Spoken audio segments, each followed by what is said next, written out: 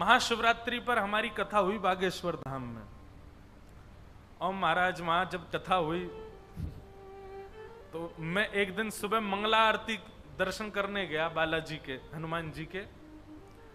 तो जैसे ही मैं सुबह सुबह जब वहां मंगला हो रही थी तो मंगला में महाराज इतने प्रेत आए, प्रेत ही प्रेत चारों ओर।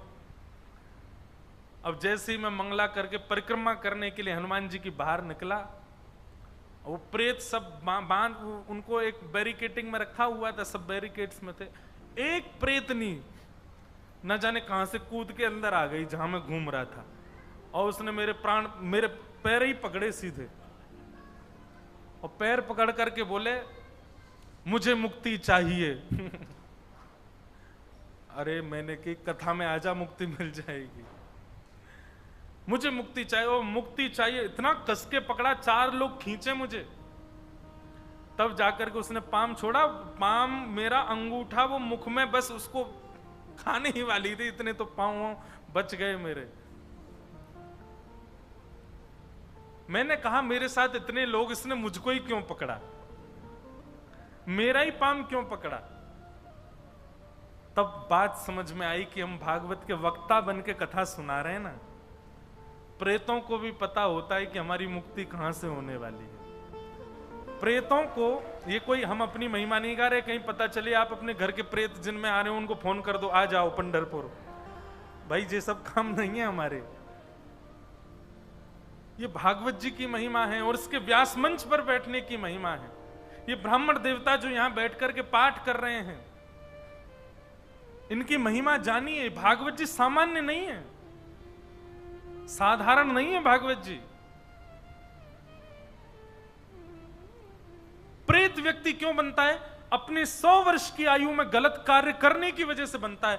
भागवत जी पहले ही मना कर रही है, मत करो मत करो मत करो मत करो, ये गलत कार्य हैं, ये सब नहीं करने चाहिए, तुम प्रेत योनि में चले जाओगे। और उसके बाद व्यक्ति प्रेत बन जाता है, उसको कोई स्वीकार नहीं। आपको पता है प्रेत कब बनता है व्यक्ति? जब उसको नरक में भी जगह नहीं मिलती, तब प्रेत बनता है। मतलब सारे लोकों में कहीं ना कहीं स्थान मिलता है। कोई शिवलोक चला जाता है, कोई ब्रह्मलोक चला जाता है, कोई विष्णु लोक जाता है, कोई गोलोक जाता है, कोई कहीं जाता है। और सबसे गिरता गिरता गिरता गिरता गिरता जो पापी लोग होते हैं वो नरक में जाते हैं। नरक भी बहुत प्रकार के होते हैं, उनमें जाते हैं। उनमें भी किसी को स्थान नहीं मिलता तो वो पृथ्वी पर ही प्रेत बन जाता है।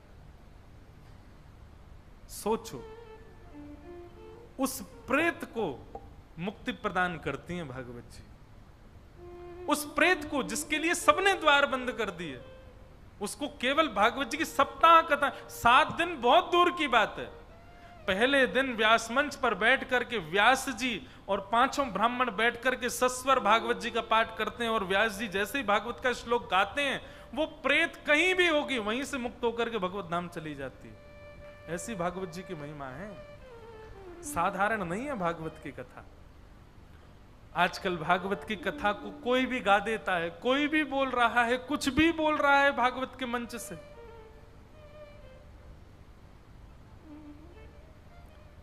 भागवत जी सामान्य नहीं है, साधारण नहीं है।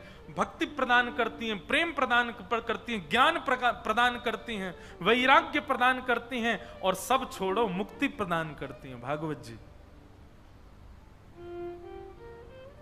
नामदेव जी, तुकाराम जी, भक्तिमती मीराबाई, तुलसीदास, सबने भागवत का आश्रय लिया, और भागवत जी के आश्रय से ही सबके चित्त में भक्ति आई है। ऐसी भागवत की कथा। कभी कभी तो इतना सौभाग्य लगता है अपने ऊपर कि ठाकुर जी ने संसार में भेजा तो भगवान की दया से अपनी सेवा के लिए भेजा, अपनी कथा सुनाने के लिए भेजा। सूर्य नारायण भगवान कहते हैं, हे गोकर्ण, तुम चिंता मत करो, तुम्हारा भाई धुंधुकारी गया श्राद्ध से मुक्त नहीं हुआ तो उसके लिए दूसरा उपाय है। क्या?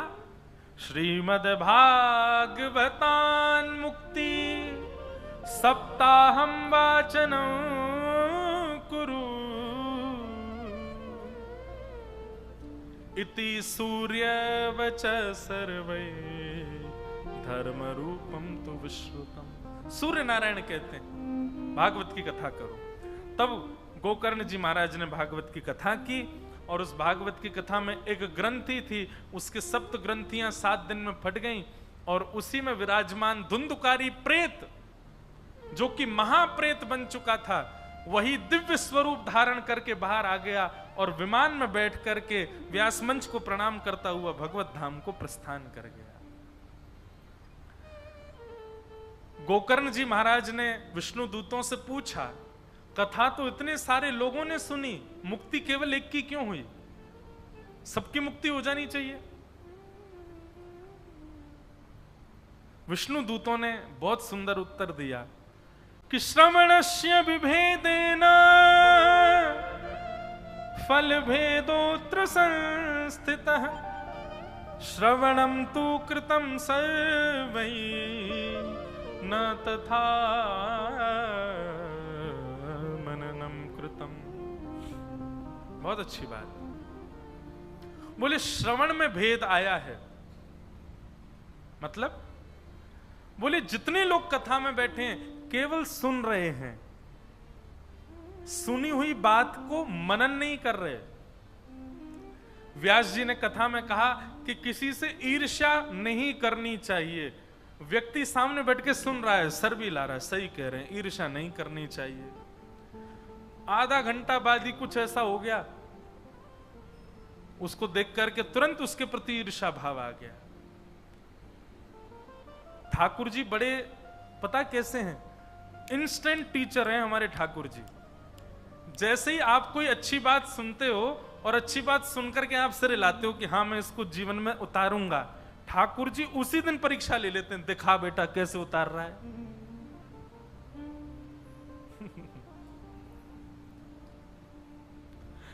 एक ऋषिकेश में अभी 4 दिन की अकिंचन चल रही थी हमारी, वहां एक ऐसा भाव उत्पन्न हुआ अपने आप ही कि ठाकुर जी की हम पर बहुत बड़ी कृपा है कि ठाकुर जी हमारी बातों को सीरियसली लेते नहीं है।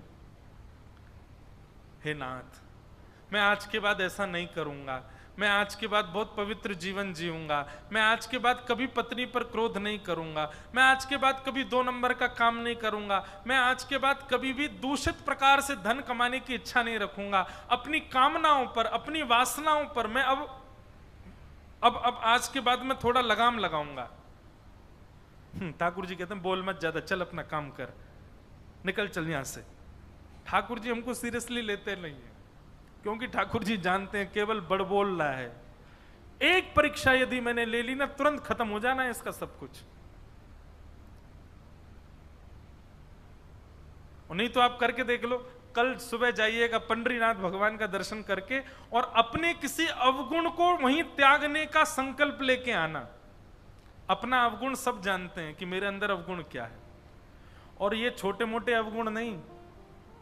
छोटे मोटे अवगुण मतलब डायबिटीज है लेकिन रसगुल्ला खाने का मन होता है, मैं पंडरीनाथ भगवान अब रसगुल्ला, ये छोटे मोटे अवगुण नहीं, कोई बड़ा वाला अवगुण जिसका आपको स्वयं भी लगता है कि ये अच्छा नहीं है मेरे अंदर। चाहे वो काम का हो, चाहे क्रोध का हो, चाहे लोभ का हो, चाहे ईर्ष्या का हो, चाहे द्वेष का हो, कोई भी अपना एक अवगुण लेकर के कल मेरे कैसे जरूर जाइएगा। और श्री पंडरीनाथ भगवान अगर दर्शन हो जाए तो, नहीं तो चंद्रभागा नदी पे ही जाना और वहां जल लेकर के कहना, आज के बाद मैं संकल्प लेता हूं पंढरपुर में ही आज के बाद मैं ये क्रिया नहीं करूंगा, आप जल छोड़ देना। 2 घंटा प्रतीक्षा करना, बस 2 घंटे में ही ठाकुर जी परीक्षा लेंगे आपकी।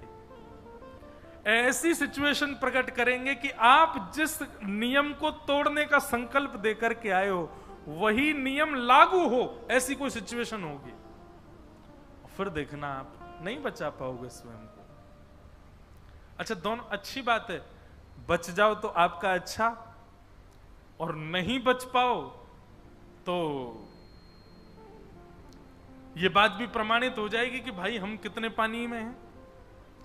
हम केवल बोलते हैं, करने की हमारी स्थिति नहीं। कल ये जरूर करके देखना आप, और परसों फिर हम सुबह मिलते हैं 11 से 12, आके चुपचाप बताना कान में, सबके सामने नहीं बताना। क्योंकि मुझे पता है कि उत्तर नेगेटिव ही आने वाला है। आपका वो नियम टूट चुका होगा शाम तक तो, और मान लीजिए आपने 1-2 दिन अगर उस नियम पर जबरदस्ती चढ़ करके उस नियम का पालन कर लिया, तीसरे दिन तो टूट ही जाएगा। और नहीं टूटे तो आपको बधाइयां, आपको शुभकामनाएं। ठाकुर जी ने आपके भाव को स्वीकार किया, ठाकुर जी प्रसन्न हो जाएंगे, वाह भाई मान गए तेरे इस नियम को। पर याद रहे वो टूटना ही नहीं चाहिए फिर जीवन पर्यंत। इसलिए ठाकुर जी हमको सीरियसली लेते नहीं ज्यादा, क्योंकि ठाकुर जी को पता केवल बोल रहा है, बड़ बोलता है बस।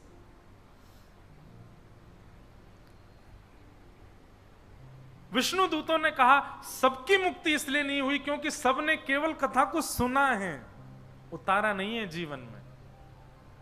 और दूसरा कारण सबकी मुक्ति इसलिए नहीं हुई है कि सब मुक्त होने के लिए कथा में नहीं बैठे हैं। कथा चल रही है, इतने सारे लोग बैठे, सब लोग मुक्त होने के लिए थोड़ी बैठे हो यहां पे। सब लोग अपनी रिटर्न टिकट लेके आए हो, वापस कहां कहां जाना है हमें। ऐसा तो नहीं सोच के आए थे कि पंढरपुर जाएंगे वहीं रह जाएंगे हमेशा, वहीं विमान आ जाए हमारा, चंद्रभागा नदी के तट से टाटा सबको बाय करते हुए निकल जाएंगे। ऐसा तो नहीं सोचा आपने।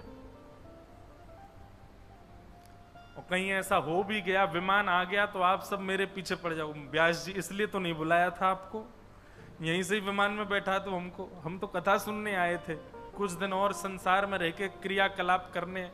तो विमान 2 लोगों के लिए आता है। पहला वो जो सुनकर के मनन करता है अपने जीवन में, और दूसरा वो जो वास्तव में मुक्ति के लिए ही बैठा है। मुझे मुक्त ही होना है, इस कामना से जो बैठा है, विमान आएगा उसके। कितनी बार कथाओं में ऐसा देखा है। 7वें दिन कथा के कई बार अनुभव किया कथाओं में कि कोई माता जी, कोई भैया जी या कोई भी व्यक्ति भगवत धाम प्रस्थान कर जाते हैं बिना किसी कष्ट के। कथा सुनते सुनते उनके अंदर ये भावना उत्पन्न हो जाती है हमको जाना है, तो विमान आता है। इस प्रकार भागवत जी के महात्म्य में धुंधुकारी